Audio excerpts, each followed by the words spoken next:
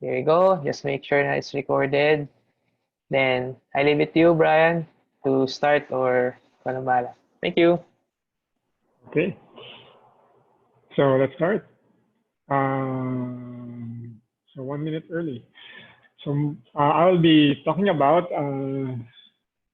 the 8 key hooks and customizations that helped me grow as a backend dev.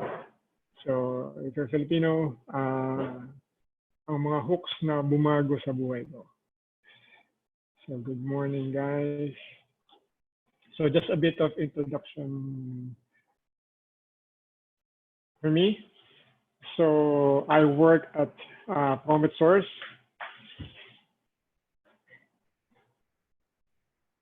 And I'm going to shamelessly plug in our company. So if you want to check that out, www.promptsource.com. And we've been, I think Prompt Source is heavily supporting Drupal for a few years already. And for me, I've been working into web development for the past 11 years and 8 years into Drupal.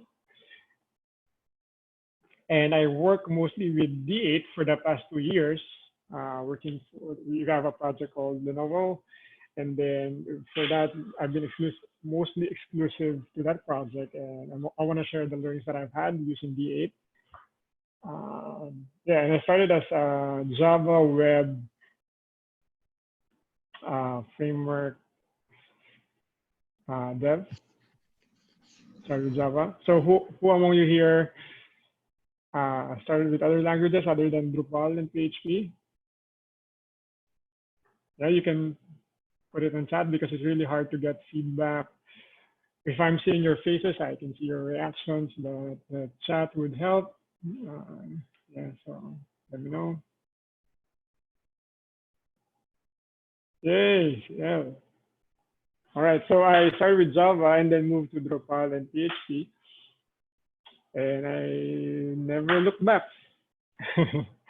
Okay, and I'm also a committed Christ follower, so expect that I will be putting in some verses. So I'm going to shamelessly plug in that. And I'm all right, JavaMod.net. Yes, and I've been married 5 years, and then I'm 1 year into dadhood. Okay. And then I'm not one of those dads who, you know, first-time dad, they want to show pictures on their child. So I'm not one of those dads. I don't like to show photos of my son. Yeah. I'm kidding. I like to do that. So this is my son, Cody. So the son is doing a Spider-Man pose. And I don't know what he's doing in this photo. And yeah, Cody. And somewhere Cody. And this is my wife. So this is Cody's first birthday. So we're doing a safari theme. So that's why his clothes are like that. And we're blending with Cody. Yeah, and he's crying. So I hope some of you are not being annoyed, but I don't care. I'm gonna show them anyway. And yeah, so that's it for my intro. This is Cody. And actually his name is, I wanted Drupal Coder, but my wife doesn't like it. So I suggested Drew Cody, but he still doesn't like it. So we've settled to answer Cody. All right, so enough of that. I hope that didn't annoy you to death. Okay, so what I'll be talking about is there are 3 specific items that I want to talk about. It's overriding services, overriding handlers, and hook node access records. So these 3 things has helped me as a backend developer. I was working with Lenovo and in Prompt Source. So yeah, so let me start with the first one, overriding services. Yep, so one of our requirements is to use the redirect module. But the problem is, if you go to our this is our my local Drupal website. So if you can see, the alias is best body text disclaimer. But when you view the actual page, the URL has other prefixes. So usually it will just be the language, or rather what we are used to is just having this part apart. So when the node is displayed or when the content is displayed, it will be based on the what you placed here on the alias. But we wanted to use redirect module, but the problem is redirect module only works at this pattern. So the domain and then the URL alias. However, as mentioned, our nodes don't display that way. If you're curious how this is done via outbound and inbound processors, but that's not what I'm here to talk about. Just assume that the website, our website, our Drupal implementation displays the website this way, and then the URL. This one is the language code. This one is the prefix that's always there, solutions. And then the large enterprise would change. If you select large enterprise here, it will be large enterprise there. But if you choose SMB here, small and medium business, the URL would be like that. But the problem now that I want to show how is that URL redirects does not work because URL redirect module only accepts this pattern. Okay, so how did you customize redirect module in order to fit this one? And that's what I'll be talking about the overriding services. Is the problem clear, or that what I'm trying to show is clear so far? Yeah? Mm-hmm. All right. So yeah, so how did we handle that? So again, the URL prefix has SMB, large enterprise, and the redirect module only supports this one. So as a result, when you type in the URL, for example, in this case, the redirect is this one. So for those who don't know, redirect module, when you change the name, whenever the alias is changed, it will automatically add in redirects here. So that even if you change the name, you will still be redirected to that page. But the problem is, again, this is not detected. So how do we do it? So as a backend dev, we will look at how we go through that is I will look at redirect module. So contrib, then I'm going to look at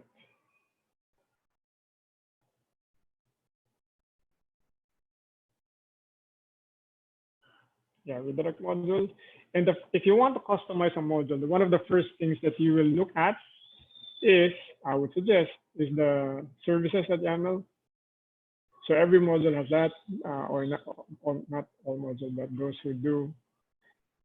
The first thing that you want to look at if you want to customize a particular module is to look at the services and think of what you can override. So I happen to stumble upon redirect repository. And then I noticed that there is a method called find matching redirect. And when I inspect it a little bit further, it queries from the database the mapping, so that if he sees this one, it will be redirected to this one. So I knew that I can now, if I want to override that behavior, I can change this find matching. I need to modify how the redirect is found. All right, so going back to my slides. Okay, so maybe I can just put this in a new window and then play it. Right. So how do we do that? So how do we override services? So what we found is that I need to modify this particular service, and that will solve the requirement. So how do we do that? So the first thing that we need to do is to create a module service provider class. So in our case, I will be putting the customization in our module. Custom, then Lenovo. So this module, and it has sub-modules, but I plan to overwrite in the base Lenovo module. So to do that, you have to create a class called module name service provider. So the name of the module is Lenovo, so Lenovo, then service provider, and you have to implement the outer method. And then in this case, we are redefining the class for redirect repository because I want to change this method. So I created our own class, Drupal Lenovo redirect repository, and then override the definition. So the definition is in this one. So redirect repository. So what I plan to do is to replace the implementing class. So that's why in the Lenovo service provider, we've overwritten that. So I add in our own implementation, Lenovo redirect repository. So if you go there, what I did is I extend back to the services class first. You must extend first the service provider base, and then it should be module name, because in this case, Lenovo, then service provider. And then override the outer method. And then in the definition, you'll be getting the container and you override that definition. So once that's done, on load through dependency injection, this class will now be used instead of the redirect repository.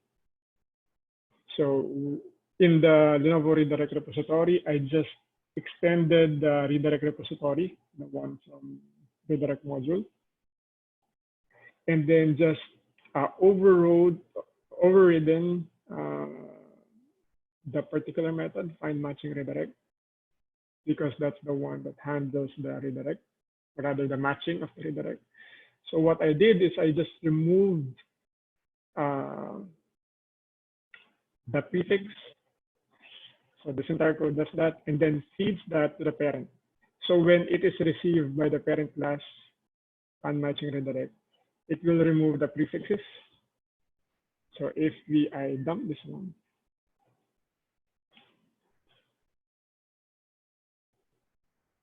so if we go to edit, you will see that this one is the redirect. So if I go there,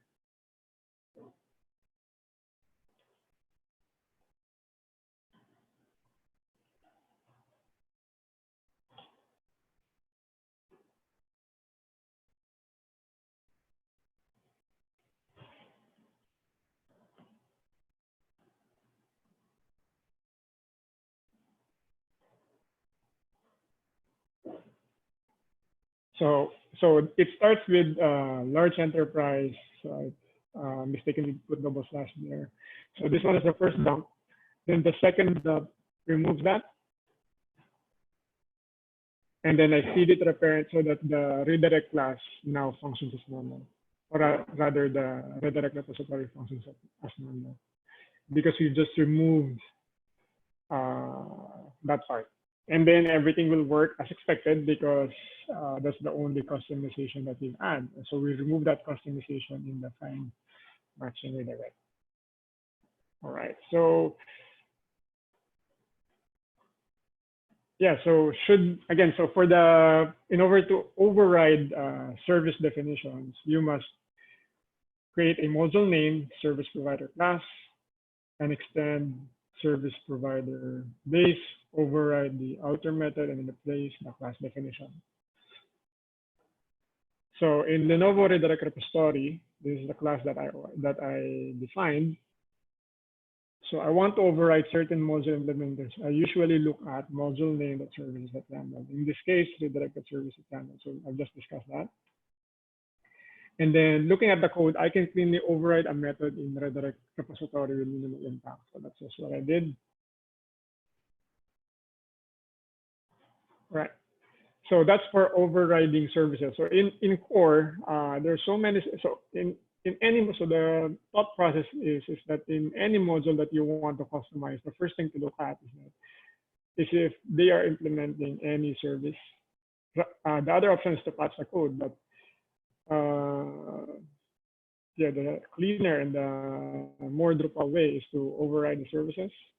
So each module has its own service if they implemented that one, and then try to look at what seems related to you want to work with. And of course, we also have core that services that YAML. So all of the services here, the implementing class can be overridden. So for example, if you want to anything with the login, so I believe, so there's none with the login. Yeah, but the point is there are many class here, or rather the services that you can override. And looking at Lenovo service provider, we've overwritten more. So the CDN service, we've overwritten that. The translation module, TMGMT, route normalizer, redirect request subscriber. So anything that we want to customize the behavior of a module, even in core, we can replace here of any service. All right. So that's it for the first item, overriding services. So if you have questions later on, write them down, and then maybe we'll talk about that later. All right, so the next one is overriding handlers. Okay, I think I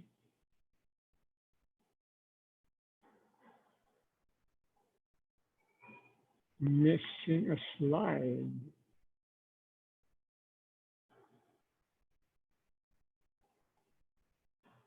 Okay, so I think I need to choose this quickly. This one. All right, so yeah. So going back, so the first one again is overriding service. The second one is overriding handlers. So the problem, I want to get when you want to get entity references, you normally do it this way. So node, this is one, assuming this is the node entity, get, and this one is, for example, field related articles. So field related articles, for example. And then get this one, if you put reference, add on the method reference entities, it will get you the reference entities. So if you want to get, there's a requirement for us for entity references to get only published content. So when you do this, you will get all contents, whether it's published or not published, all the definitions. So this one assumes that this is an entity reference. Because this method will not be available if this is not an entity reference. So anyway, the problem is we want to be able to get the references. And to do that, you can write a code wherein you get this, and then it will return to you an array, and then you will just loop through the reference entities and check if it's published. You can even write a procedural code function to check that. But this is a suggested use case for overriding handlers. So now we want to get related articles, but if we add in true, it will only get the published instead of having to either by using procedural code or um, via going through the loop and then removing all the unpublished references. So how do we override handlers? So in this case, in order to override, okay, I think, let me just, ah, I did messed up a bit my slide. Okay, so going back, so, sorry.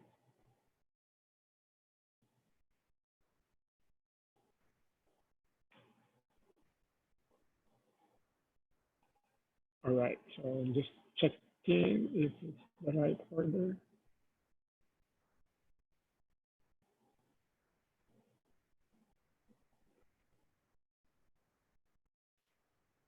All right, so the right order already. So again, presumably you can do this to get entity reference on published content. You can just use a procedural code again, or procedural function in order to get the reference entity. So the ideal way is to, or rather the easier way is to use procedural functions, to just use a function in Lenovo in a module. However, sometimes you'll forget the name of the code. So what I did was to attach that to the defining class. So how did I do that? How did I do it? So that moving forward, when you want to get only the published content, you can just add comma to reference entities. So to do that, we need to override the definition of the node. So in Lenovo.module, so in order to override definitions or handlers, so looking at hook entity type build. And then in order to override a node definition, or rather whatever entity you want to override, this is that method. So you override the hook entity type build and then look for the entity that you want to override. So if it is the node class, so the ID here will be the node entity, or rather the entity type ID. And that is that value there. And then we set the class, the handler. So now what this does is that if whenever you load a node, what is returned is not anymore the node class, but rather the Lenovo node.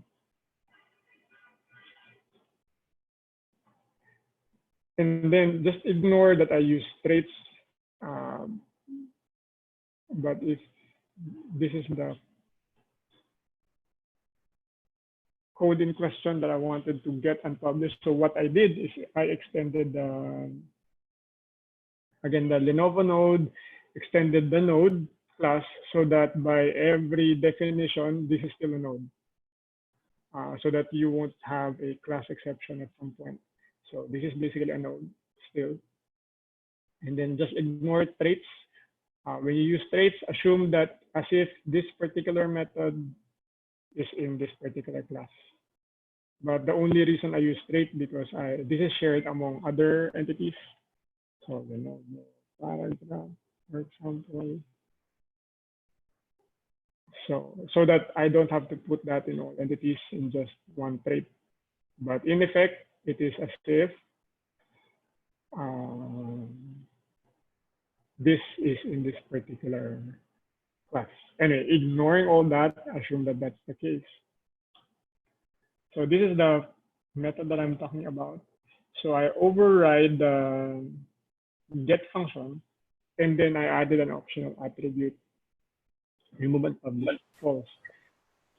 So if they don't know about this method, it's just okay, because by default, you don't place an argument and this will be false. But if they know about this method, they can add in true. And what it does is that this particular code does the filtering out, checking if it is published. And if it is published, it will return it. But if it's not published, it will return false, and then it will filter out the values. So to note is that we copy the parent method. So at this first line, it will copy just the normal node get. And then I check if the fields are of type entity reference, because get will work for whatever field type. So for string, for dates, or whatever. And we want to only interact if it is an entity reference, because it only makes sense for this particular type of field type, entity reference. And then when it is true, that's the only time it will filter out what is unpublished.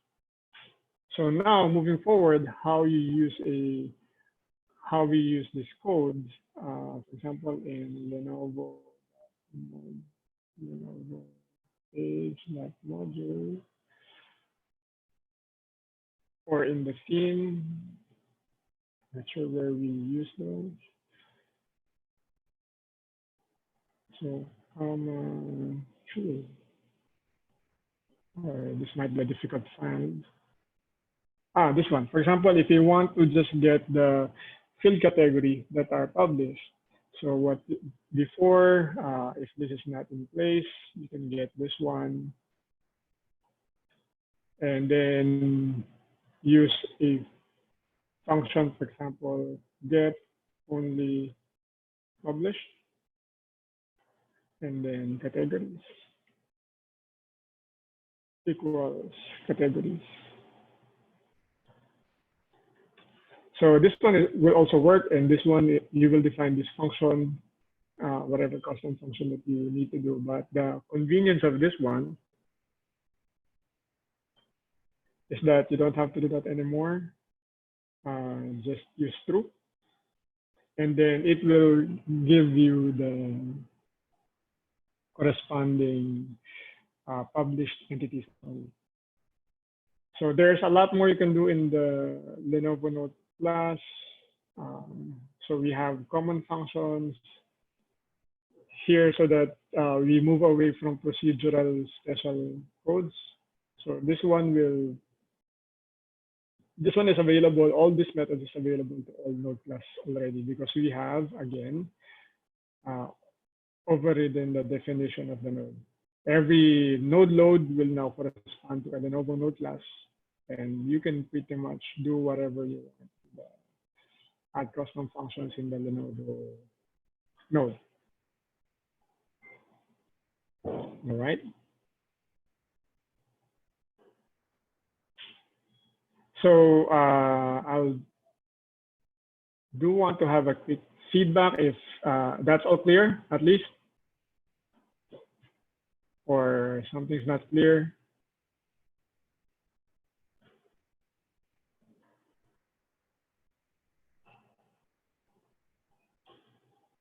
Okay. All right. So that's cool. Si Philip. Si Philip. Nagdurupal ka na pala. All right. So that's the other use case. Then the other use case is to, for example, this one is more practical, because that one is just for coding, shall we say, aesthetics. But this one is really a requirement for us in Lenovo. So there is an existing block config. So in this website, we have what we call a masthead. And depending on where you are, depending on the language you are, the masthead will be different. So in the block UI, in the block layout,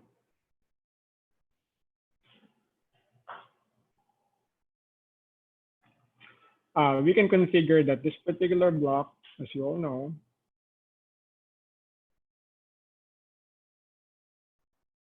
is in a particular language. So it will only show on this particular language. But the requirement is the client wants to be able to overwrite it on a node level. So meaning even if it's enabled only on this particular language, but for that particular content, they want it to be enabled, for example, for English Australia. So that's the use case they want to have. So what are the possible solutions to that problem? Or rather, what is the problem in the first place? The problem is that if the node block already provides a node access deny or block a deny in the code or rather via the UI, even if you allow it on, for example, say hook block access and you allow it for that particular node, it will still not show because of the existing deny already. Because it's not English Australia, it will already deny. So there's the rule in Drupal, at least from what I see in the node level. So probably it's true to all entities, but not 100% sure. If a module issued a deny, even if someone issues an node allow, it will still be denied. If no one issues any allow, then by default it will be denied. So the main problem is that if this block will issue a deny, no matter how I handle a book block access to show that particular block, it will still be blocked because something already issued a deny. So what are the possible solutions to that problem? One is to move all logic to hook block access. So meaning disable all of the configs here and then move all logic to hook block access. So if that isn't clear yet, what I mean is that when you configure here, they want to be able to show this particular block, but at the node level.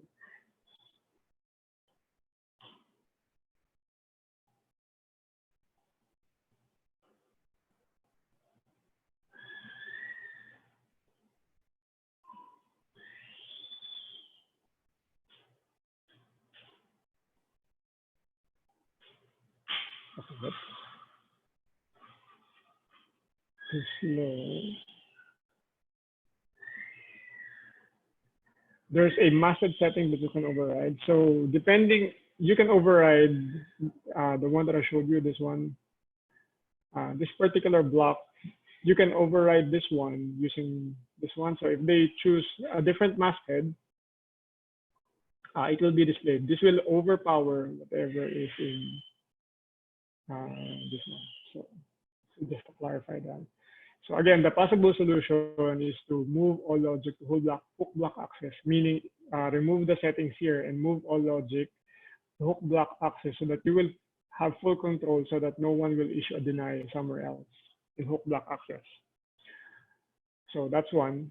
But the problem with that one is that we already have so many of this. So in order to do that, will be one, tedious, and second, it will be untested code, another untested code that you have to check. So the possible alternative is to override handlers for the block class. So if you look at the block.php, so this is the block entity, block class, and all of the handlers here, or rather this one, the handlers can be overridden. So in this case, what we are interested in is block access control handler. So what I did, or what we did, is again in Lenovo.module, in the hook entity type build, I overwrote the definition for the block class, and I removed the access handler and replaced that with our own block access control handler. And then in that Lenovo block access control, make sure to extend the original one. And of course, this will be a bit of code tracing and understanding. But the main point is that I override the check access method. And now, if it's true, if depending on the field method type, I add access allowed And then if the field is not defined, there's no option for masthead type, I will just use the parent method, which is parent check access, which will then obey whatever is in the block config UI. So in this way, now we override the default behavior and just apply the default behavior if there is no value for the field masthead type.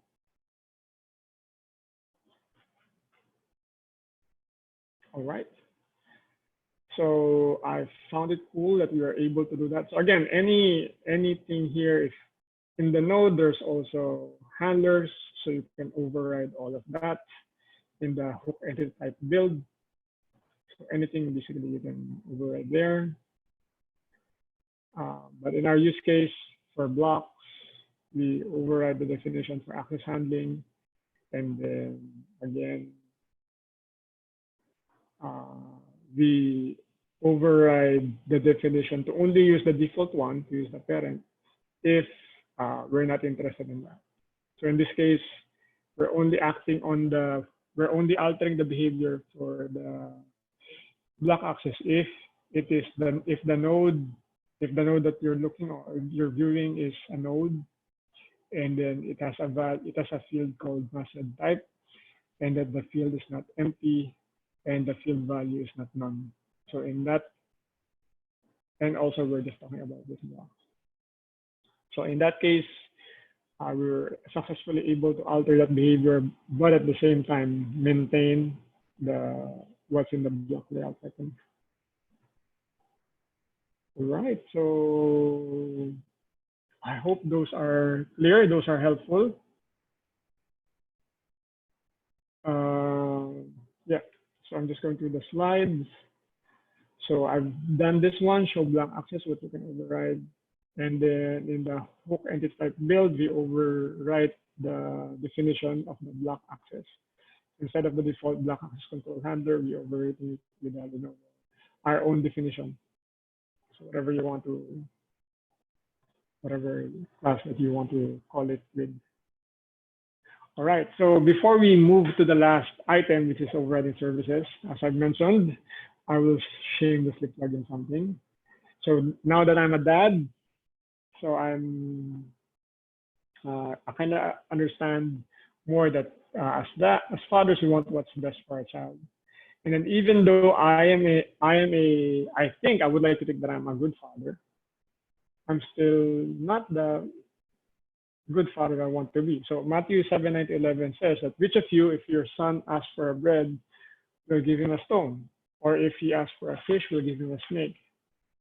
If you then, though you are evil, know how to give good gifts to your children, how much more will your Father in heaven give good gifts to those who ask him? So what this verse is saying is that I as a father, if I know how to give good gifts to Cody, how much more will God?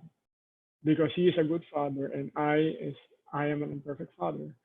And God is a perfect father who loves us and who has full control over what is happening, even over COVID-19. So feel free to message me on Messenger if you want to talk more about that. And then shameless plug-in, CCF live stream on YouTube Sundays every 9, 12, 3, and 6. All right. So I hope I don't get banned from speaking because of this. But yeah. All right, so on to the last item, hook node access records. So the problem is that we want to show only nodes when the user has a taxonomy event.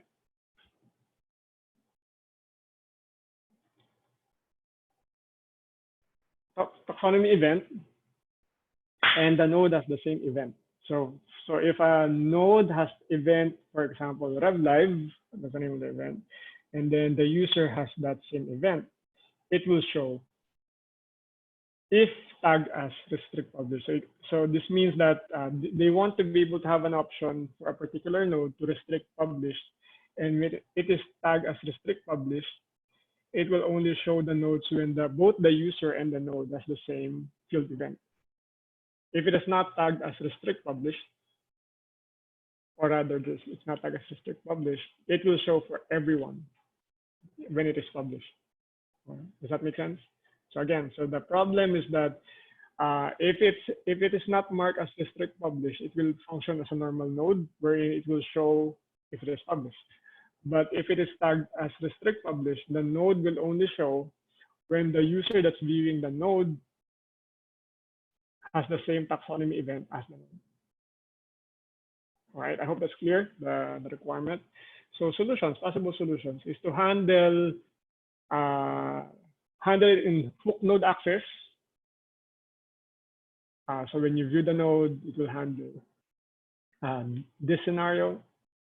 However, the problem is the views, the listing pages, the entity queries.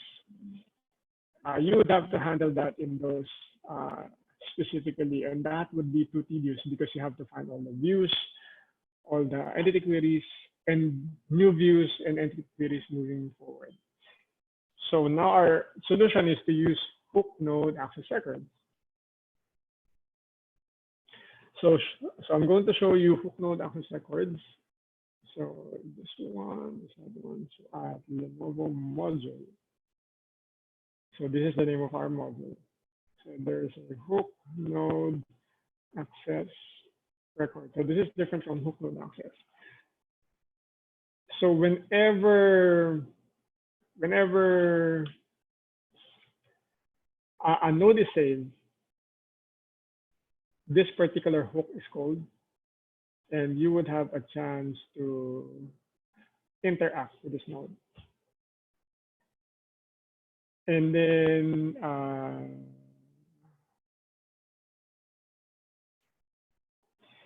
when that node is saved, you're able to add values, 1 for viewing, 0 for updating, then deleting. So sorry, not that, sorry. So you will have a chance to add a 1 or 0 for view, update, or delete. So 1 meaning you will grant access. 0 means that not really deny access, but you're not granting access. So there's a difference with that. It's not an explicit deny, but it's just that you're not providing the access via this particular realm. Okay, so I'll go back to that realm, to the realm and the group ID. So whenever you save a node, it will run this hook, and you have a chance to add values and view, update, delete, and of course lang code. And this one will insert records in the node access table. So if you go to that, MySQL, let me see, roots. So this one is my local.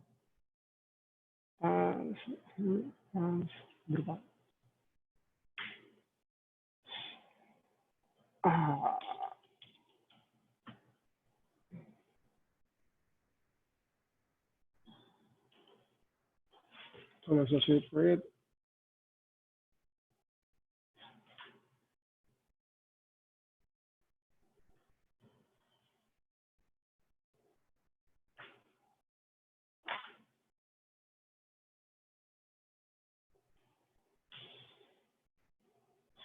All right, so if we select asterisk from node access limit 10,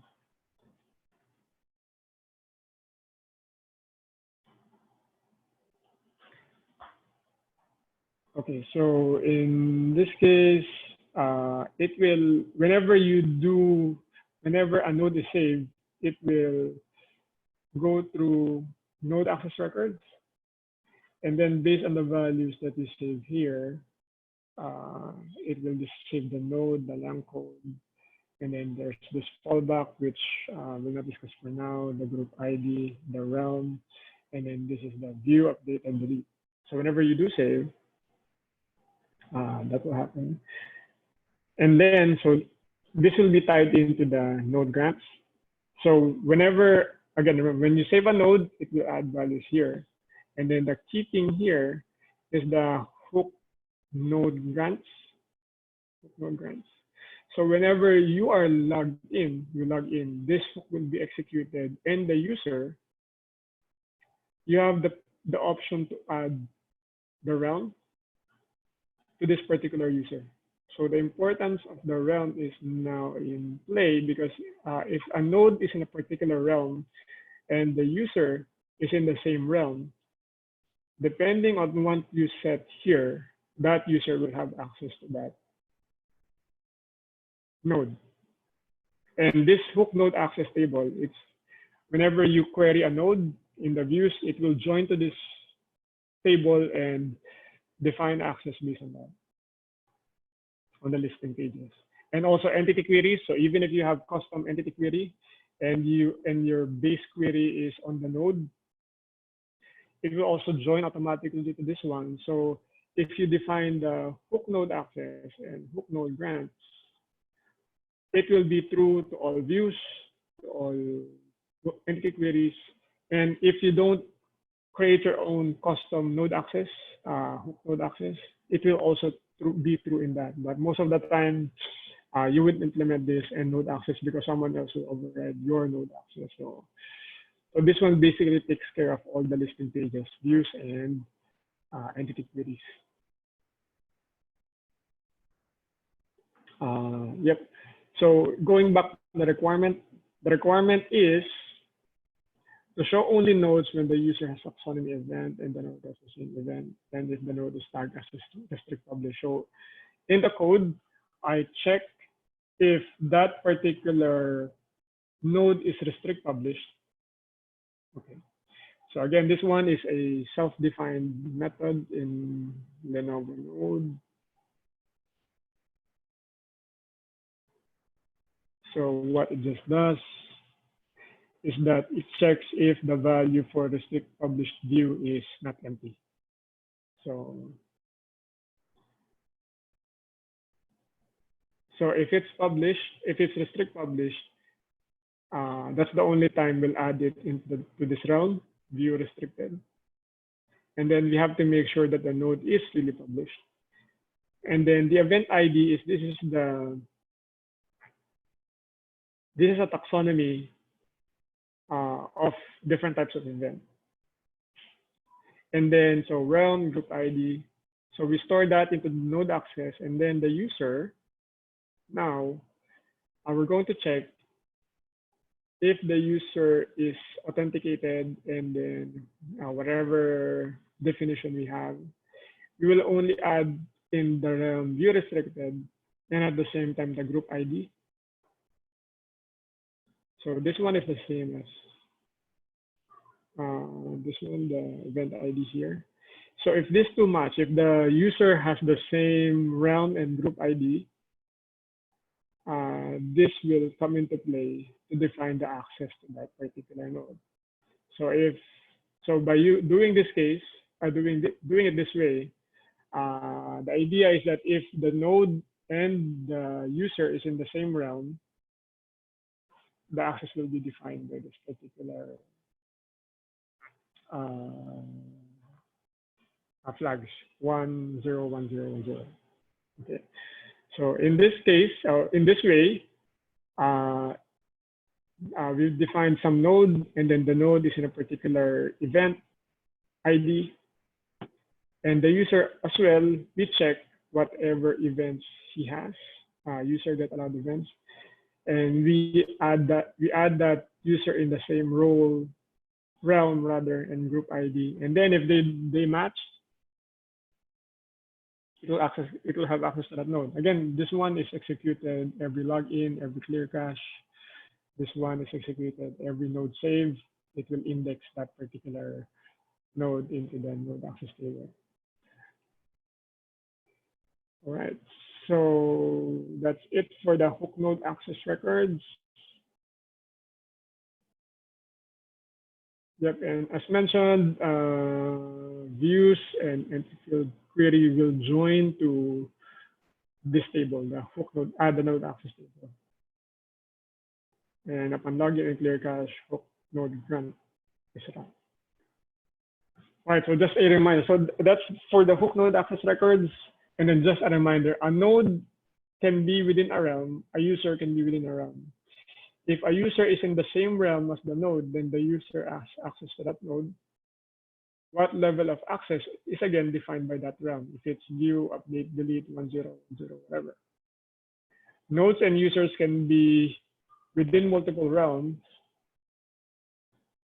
as long as there's at least one realm a node and user occupy together. If they're in one realm, then the user will have access to that node as defined by that realm. So if there are multiple overlapping realms, the user will have the highest level of access defined by the realms they're both in. So that means if it's in a multiple realm and one will grant access, that will win, even if the others don't grant access. So access levels defined by a realm are view, update, delete. A realm will simply say that it allows one or more of these operations for all users and all nodes within the realm. So a realm must provide, yeah, basically what I said a while ago. So this is the idea. If a user is not in any realms, then they will have no access to any nodes which are within the realms. So take note of that, and the next one would make that clear. If a node is in no realm, and is published, then the node module will create a special realm for it, which all users are a member of and grants view access. So basically, all published nodes that are not in a realm will be in that special realm. And since all users are a member of that, therefore all users will have access to the published node. But if a node is already in a realm, this will not come into play, and you would have to handle that yourself. Therefore, if nothing specifies access to a node by putting it into a realm, then it will be accessible by everyone. So yeah, if it's published and no, it's not in a realm, it will be accessible by everyone because of this default behavior. And this one just says that you don't necessarily deny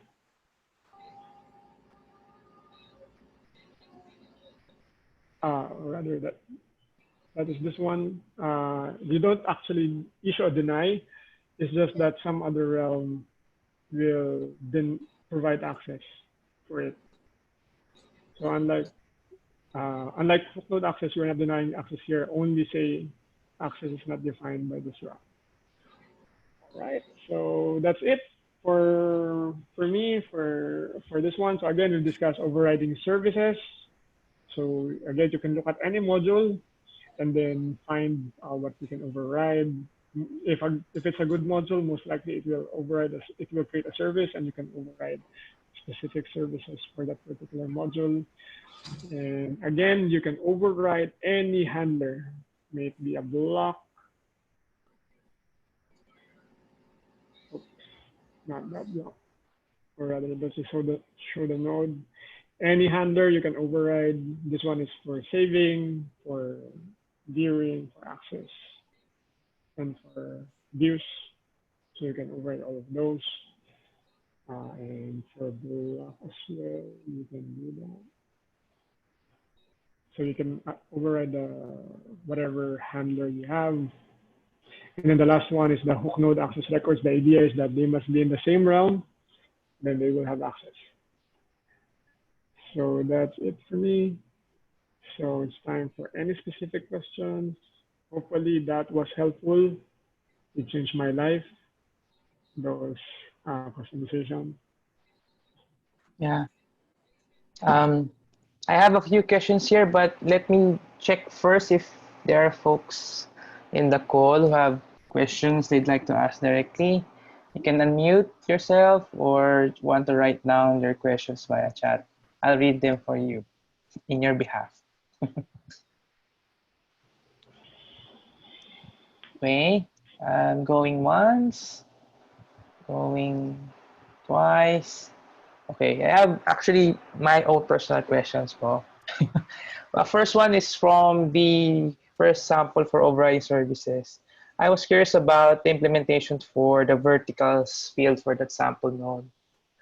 Um, I'm just curious if how was that implemented for attaching or putting up a page to a vertical. So you showed something there earlier about a verticals that ended up grouping the page as a subpage for solution? Is that another node or a group, or is there any module that were used, or just created something? So that one, that's an excellent question. I knew that would be interesting, and I should have gone with that. But I did not do that. So a Usually, colleague of what I mean is, mine. hindi niya titingnan to, hindi niya titingnan yung website. Oh, So there's sorry. a processors in Drupal. So if we go to Lenovo.services.yaml, you can create a service in class, and if you tag that as processor outbound or processor inbound, so in this case it's tagged as both. So the language rewrite module class actually handles that, and this one handles that. So Yep, got it. this will add whatever processing you need, or rather add the URLs, and then Okay. so if you're interested in that, you may want to read on inbound path Processing processor and about process. outbound path Got it. processor. Yeah, that's good.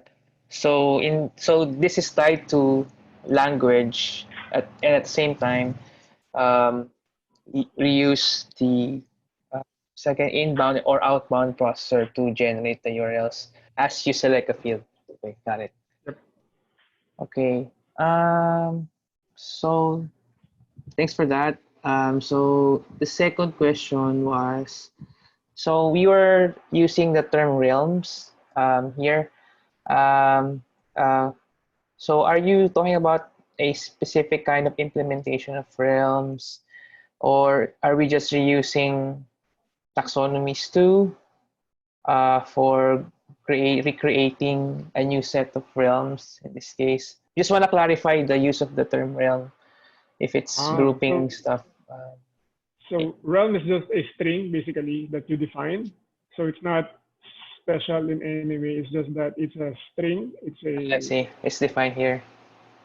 and if Okay, you define that, it should be in the same string that the grant is located, or yeah, rather okay, matched got with. it. Okay, got it. Okay. And related to that, the third question is we mentioned the term taxonomy event, right, Brian? Yeah. Yep. So can you explain more? So is it an actual? I just wanted, or I guess I was just thinking about different kinds of event in my head now. So just want to ask So that.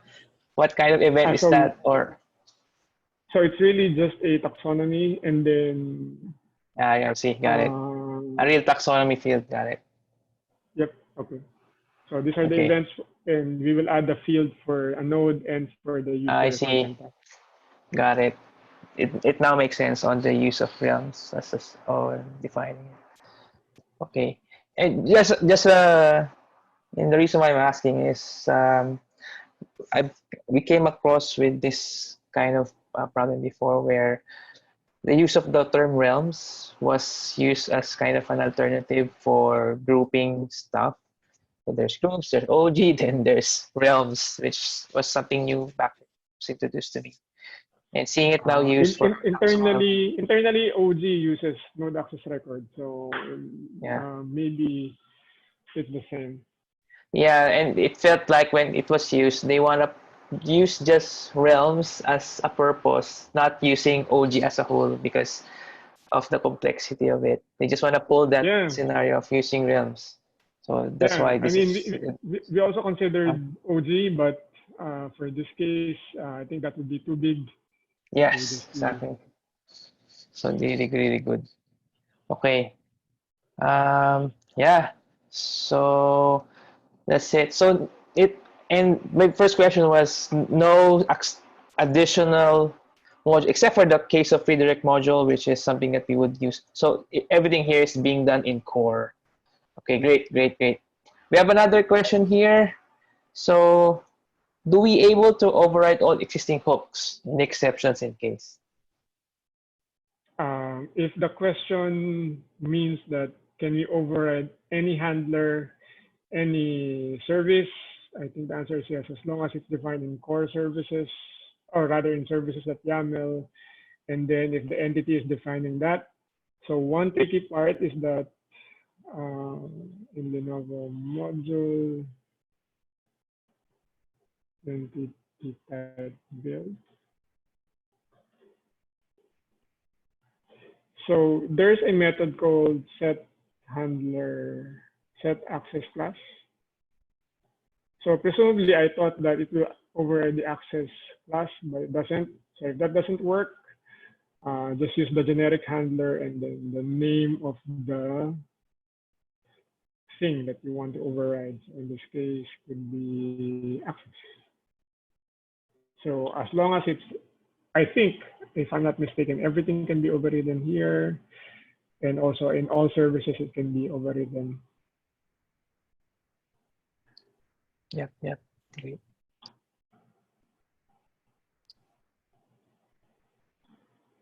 Okay. All right. Nice one. Thank you. Any last Okay. question? Okay, if there are no questions, thank you, Brian, for your time and for this very great topic. I'll be honest, as someone who maybe want to appreciate how code in Drupal works, this is a really great presentation. We can see here how the organization of things and someone who's gonna go ahead and run Drupal and create some customizations not usually found on contrib modules. It's a good thing to take a look at what's available. Maybe instead of looking for and testing a bunch of contrib new modules, then just create your own, which is not that hard anyway. So good. Thank you. Thank you. We Welcome. Bye, guys. will now have our lunch break. So thanks, Brian, and thanks everyone who joined. We will resume after lunch, which is at um, 12:45. We will start this room again for BOF sessions. For those who are not gonna have lunch or already having lunch, we'll keep this room open for everyone to mingle around or discuss or add comments or just talk about anything. So feel free to stay. I'll keep the room open and I'll stop the recording now. Feel free to talk to our fellow Drupal attendees here. Okay. Maraming salamat. Thanks, guys. Bye, guys.